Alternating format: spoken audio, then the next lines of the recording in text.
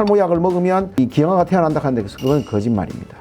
거세, 야, 이런 심오한 이야기가 나오는구나. 이게 왜 그런 말 있잖아요. 옛날에 내시들은 탈모가 없었다. 물구나무 서기, 손발 때리기 이런 것들은 좀 아닌 것 같고, 인정하고 받아들이기. 아이고야. 머리카락이 후퇴하고 있는 것이 아니다. 내가 전진하고 있는 것이다. 정신 건강에는 겁나 좋을 것 같습니다.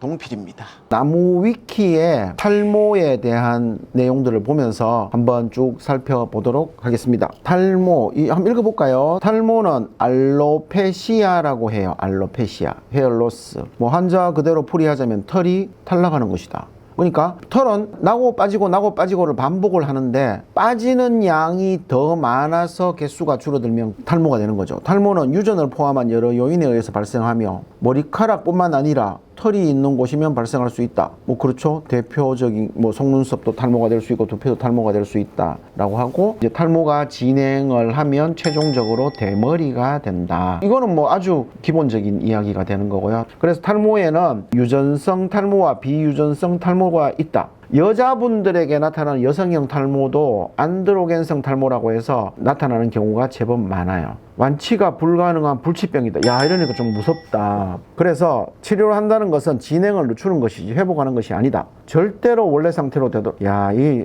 팩트 폭격이네. 진짜 그대로 폭격을 해버리네. 그래서 이제 유전성 탈모는 개수가 줄어드는 것하고 두께가 같이 옵니다. 같이. 그리고 남성의 경우 정수리가 줄어들고 이마가 넓어진다. 비유전성 탈모는 감염성 비치류성 피부염이나 염증에 의해 문항염에 의해서 발생하는 걸 탈모라고 하고요. 휴지기 탈모. 휴지기 탈모는 폐경기나 여성 호르몬의 어떤 밸런스 이런 거하고 주로 여성들에게 주로 관련이 많은 거고요. 약물성 탈모, 이건 성장기 탈모라고도 하는데 이때 항암 치료 만들어지지 못하도록 하는 거죠. 특히 유방암이나 이런 데 쓰는 항암 치료제의 탈모가 조금 더 많습니다. 스트레스성 탈모, 이건 애매한 이야기이긴 하지만 스트레스가 생기게 되면 스트레스 호르몬이 머리카락이 만들어지고 하는 그런 쪽에 영향을 주기 때문에 이렇게 부를 수도 있고요. 그 다음 영양분 부족, 이거는 다이어트가 제일 대표적이죠. 다이어트. 죽으라고 다이어트 하면 살도 빠지지만 머리카락도 빠집니다.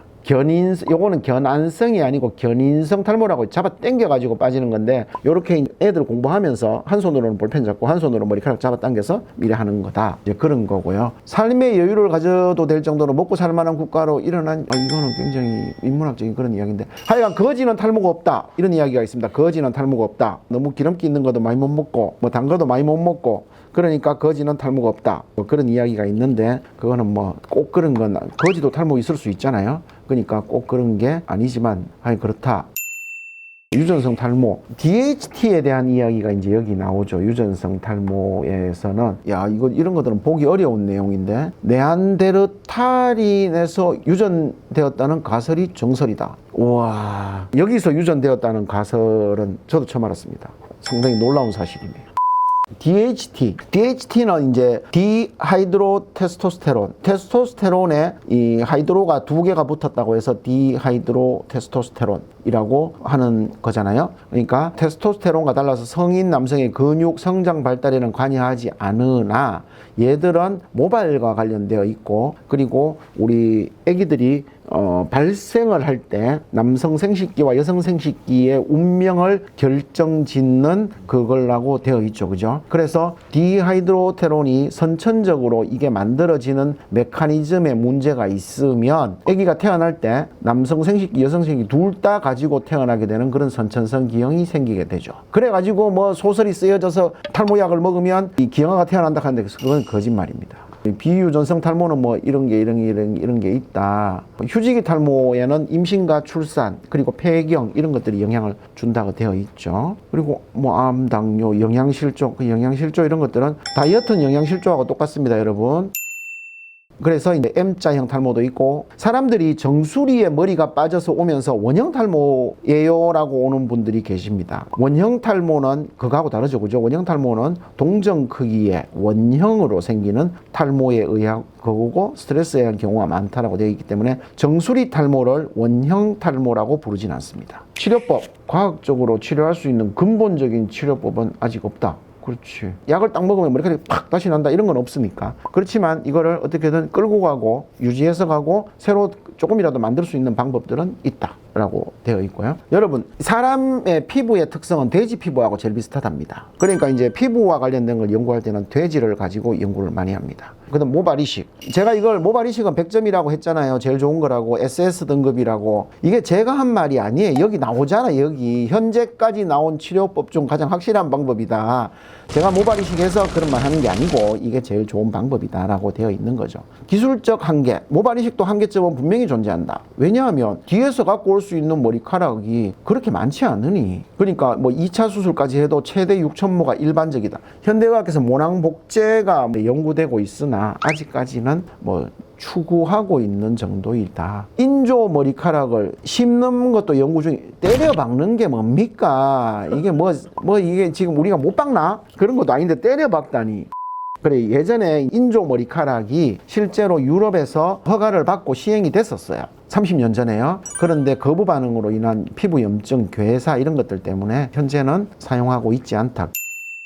거세, 야, 이런 심오한 이야기가 나오는구나. 이게 왜 그런 말 있잖아요. 옛날에 내시들은 탈모가 없었다. 왜냐? 내시들은 고환이 제거된 거잖아요. 음경도 약간 일부를 절단하는 경우도 있었고, 그래서 거세가 되면 테스토스테론이 가장 많이 만들어지는 고환이 없어지기 때문에 DHT가 생길 수가 없고, 그래서 이런 것들을 연구해서 이제 탈모 치료제가 나오게 된 거 아니에요. 그러면 젠더들은 어떡하냐? 젠더들은 그것까지 다 제거를 하면은 이 탈모의 진행이나 이런 것들이 늦어질 수 있겠지만, 실제로 남자에서 여자로 넘어간 친구들은 M자가 남아있는 경우가 많아요. 그래서 이때 수술을 해서 그 부분에 머리카락을 채우기도 합니다.